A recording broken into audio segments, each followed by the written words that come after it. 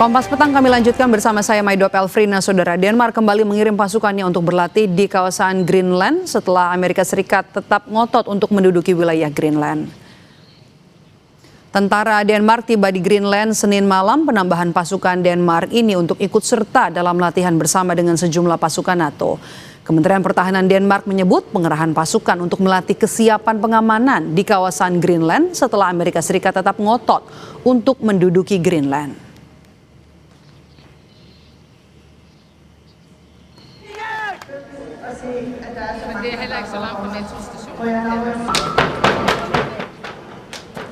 Sementara itu aksi unjuk rasa terjadi di ibu kota Denmark, Copenhagen, untuk mendukung kedaulatan Greenland di tengah ketegangan atas keinginan Amerika Serikat menduduki Greenland. Sejumlah pendemo sengaja menggunakan topi ikonik milik Donald Trump sebagai simbol perlawanan Greenland dan Denmark terhadap ancaman Presiden Amerika Serikat.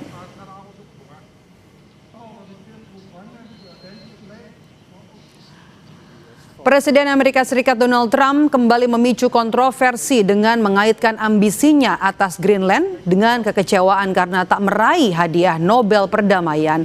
Sikap itu ia sampaikan secara terbuka melalui surat kepada Perdana Menteri Norwegia. Trump menyiratkan kegagalannya mendapatkan Nobel membuatnya tidak lagi ingin hanya fokus pada isu perdamaian. Ia menegaskan kini akan lebih mengedepankan apa yang dianggapnya sebagai kepentingan Amerika Serikat, termasuk menguasai Greenland.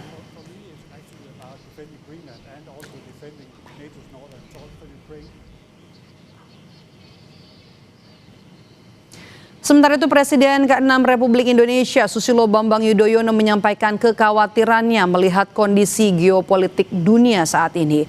SBY kemudian menyinggung potensi terjadinya Perang Dunia Ketiga. Menurut pandangan SBY, Perang Dunia Ketiga sangat mungkin terjadi. Terlebih hingga saat ini belum ada sinyal para pemimpin dunia untuk meredam segala ketegangan yang ada.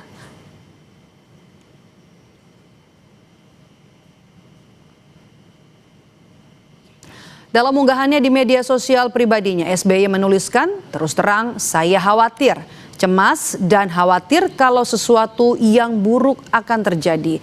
Cemas kalau dunia mengalami prahara besar, apalagi kalau prahara besar itu adalah Perang Dunia Ketiga. Sangat mungkin Perang Dunia Ketiga terjadi, meskipun saya tetap percaya hal yang sangat mengerikan ini bisa dicegah." SBY juga menulis saran dan usulan saya, Perserikatan Bangsa-Bangsa mengambil inisiatif mengundang para pemimpin dunia untuk berembuk di persidangan umum PBB yang sifatnya darurat. Agendanya adalah langkah-langkah nyata untuk mencegah terjadinya krisis dunia dalam skala yang besar, termasuk kemungkinan terjadinya perang dunia yang baru.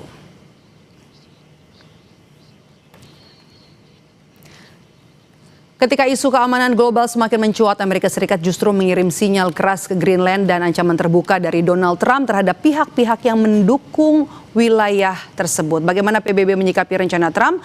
Apakah dunia bisa melawan rencana Presiden Amerika Serikat yang mengabaikan hukum internasional? Kita bahas bersama dengan Dina Prapto Raharja, praktisi dan pengajar hubungan internasional Synergy Policies. Selamat petang, Mbak Dina, dengan Maidop. Selamat petang, Mbak Maidop. Oke, Mbak Dina, apakah dengan Anda sepakat dengan pernyataan dari SBY jika sangat mungkin Perang Dunia Ketiga ini terjadi? Apakah saat ini memang terjadi kesamaan pola seperti Perang Dunia I dan II sebelumnya? Saya melihat belum sepenuhnya sama dengan kondisi sebelum Perang Dunia I dan II. Jadi kita perlu melihat beberapa faktor ya. Pertama, kalau dilihat dari Amerika Serikat sendiri, kondisinya itu secara ekonomi menurun. Dan kalau melihat background Presiden Donald Trump, karena beliau adalah pebisnis dan beliau punya janji politik untuk menunjukkan Amerika itu besar kembali, great again, dengan cara fiskalnya mereka itu sembuh, sehat, perekonomiannya, dan mereka bisa bersaing bahkan lebih kuat dari para pesaingnya, agenda itu belum tercapai. Dan menurut saya, karena dia juga punya bisnis di berbagai belahan dunia, dia nggak punya kepentingan juga untuk merusak jalur bisnis yang sudah dia bangun. Jadi kalau itu dari sisi pribadi beliau, tapi dari sisi Amerika Serikat sendiri sebenarnya punya hutang yang sangat besar terhadap China Dan dari sisi ekonomi, dia juga declining.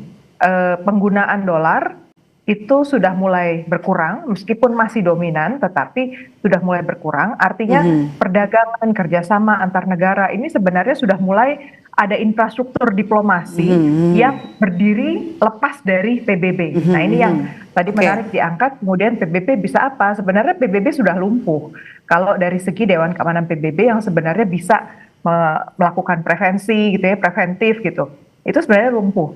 Tapi kalau kita nggak perlu khawatir sepenuhnya karena mekanisme-mekanisme baru yang dibangun lewat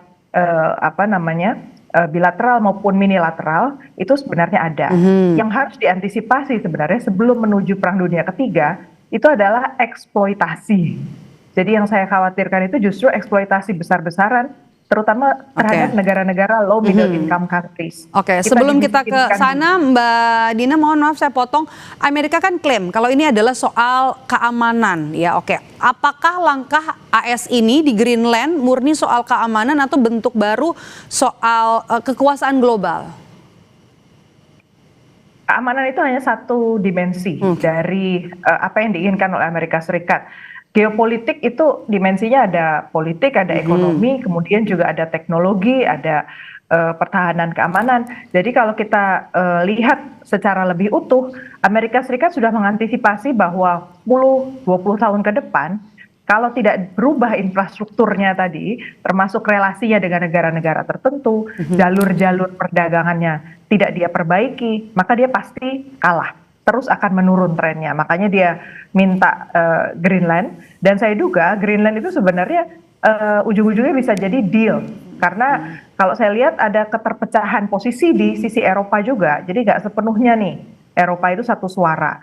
Mereka berpikir karena narasi yang kita dengarkan bahwa mereka akan memperjuangkan otonominya gitu dari Amerika Serikat. Tapi di sisi lain ada yang bilang bahwa orang itu sesama negara NATO kok, ngapain sih kita ribut? Udah kita berikan saja, toh nanti nggak kemana-mana, tetap di tangan NATO.